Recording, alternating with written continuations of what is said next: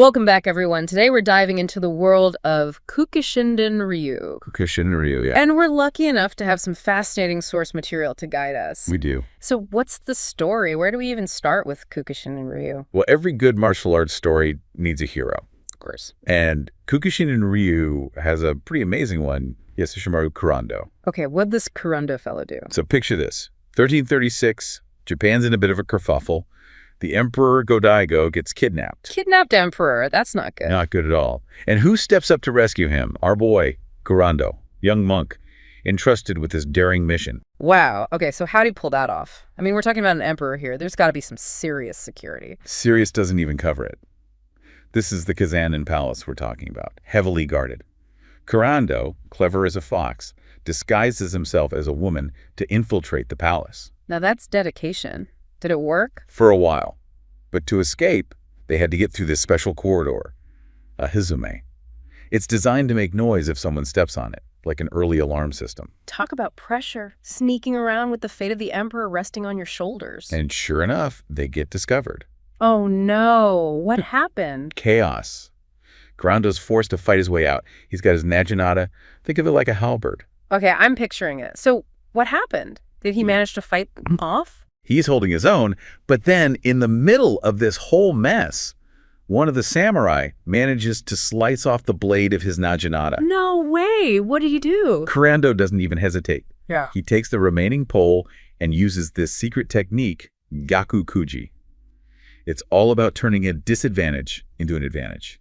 And he defeats the samurai. That's amazing. What a story. So I'm guessing the emperor was pleased? To say the least.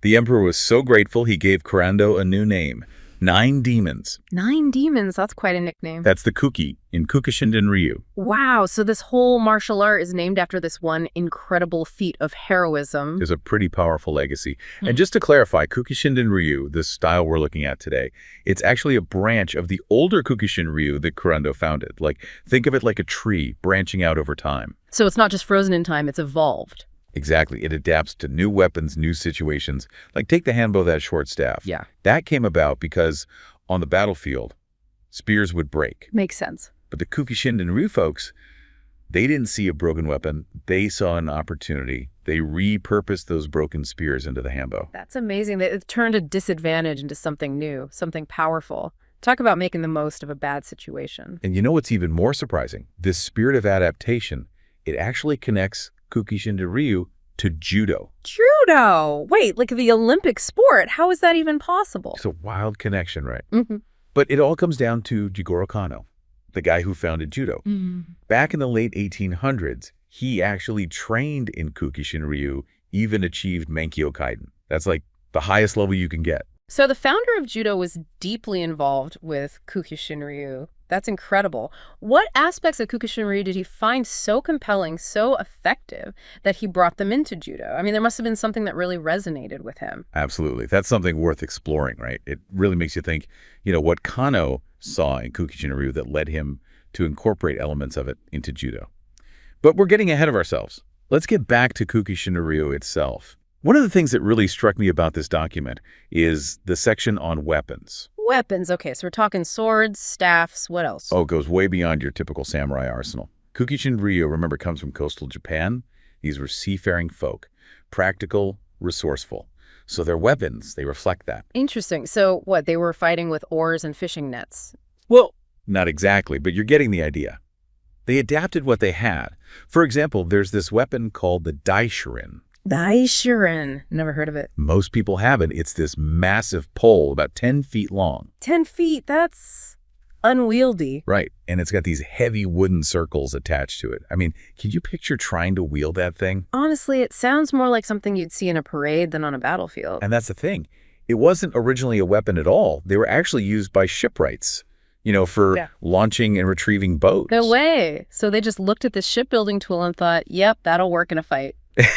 That's amazing. That's Kukishinden Ryu in a nutshell. Always adapting. Now, on the other hand, you've got the Bisento. Okay, what's a Bisento? Think of it like a supersized naginata. Bigger than a naginata. Yeah. Oh, yeah. Massive. Heavy. Blades could be up to 3 feet long. We're not talking about graceful swordplay here. This thing was brutal. Sounds intense. So when would you even use something like that? Imagine you're on a battlefield, right? chaos everywhere. You're facing armored opponents. A Basento, that's your ticket to break through their defenses. No messing around. So less about finesse, more about raw power. I like it. Exactly. Kukishinden Ryu was all about survival, about using whatever you had at your disposal to come out on top. It wasn't some kind of elegant duel. It was about practicality on the battlefield, life or death. It really gives you a sense of the realities these warriors faced. But, when we talk about passing down these martial arts traditions, it makes me think about those secret scrolls, the Densho, mentioned in the document. They seem to be central to Kukishinden Ryu. The Densho, yeah. They're more than just instruction manuals. It's like they contain the very essence of Kukishinden Ryu. The techniques, the strategies, the philosophy, passed down through generations, carefully guarded. It even mentions this one figure, Takamatsu Toshitsugu, who played a key role in preserving these teachings. It's like each scroll is a piece of living history. But if these scrolls were so important, they couldn't have been easy to get a hold of, right? Not at all. The knowledge they contained was considered incredibly valuable, shared only with the most trusted students. And even then, there's this sense that there were layers to the teachings. Secrets within secrets. Intriguing. So what were those secrets? What don't we know about Kukishinden Ryu? And you know what else I find interesting? The document hints at some conflicting accounts about Kukishinden Ryu's history. Yeah, there are definitely some unanswered questions, some missing pieces of the puzzle. It's like we're piecing together a giant jigsaw puzzle, but some of the pieces are missing. So what are some of these mysteries surrounding Kukishinden Ryu? Well, the document mentions this Kuki family, right?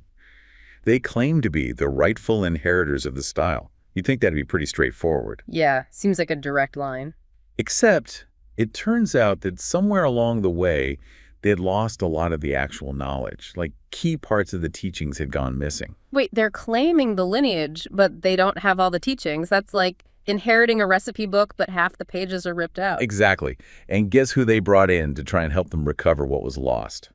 Let me guess, Takamatsu Toshitsugu. The one and only. He worked with them, trying to restore some of that lost knowledge. So he wasn't just guarding the secrets of Kukishinden Ryu, he was actively trying to piece it back together. That's incredible. It is. But get this, there's this idea that maybe Takamatsu held back some of the most powerful teachings. Like, he wasn't sure if the Kuki family should have the whole system. Oh, interesting. So there's this element of trust involved, of being a worthy inheritor.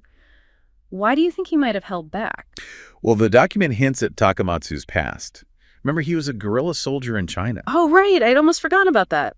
It seems like that made him a controversial figure back in Japan. Maybe that's why he never claimed the title of Soke, headmaster, even though he clearly knew his stuff. Wow. So maybe it was about protecting the art, Yeah. making sure it didn't fall into the wrong hands. Could be. Or maybe it was something more personal. We just don't know. But the mysteries don't stop there. There's one last thing that really caught my eye. The document mentions Kukishinden Ryu's unarmed combat, their Takente Jutsu. Okay. And it says it was passed on, but not to the person who supposedly inherited the whole system. Hold on. So different people got different pieces, like a martial arts puzzle scattered to the winds. It's a puzzle, all right. If. We've got whispers of secret techniques, possible power struggles, and missing pieces of history. It's enough to make you want to go on a quest to uncover the truth. It really makes you wonder what else is out there, just waiting to be discovered. We might never know the full story of Kukishinden Ryu, but what we have learned is amazing. Absolutely. It's a story about adaptation, resilience, using what you have to overcome challenges. It's a reminder that history isn't always a straight line. Sometimes it's more like a winding path with unexpected twists and turns. And even though some paths might seem lost, the spirit of what they represent, that can live on. Well said. And who knows, maybe someday someone will uncover the missing pieces of the Kukishinden Ryu puzzle. I'd love to see that. It just goes to show there's always more to learn, more to explore. Thanks for joining us on this deep dive into the fascinating world of Kukishinden Ryu. Until next time, keep exploring, keep asking questions, and most importantly, keep those deep dives going.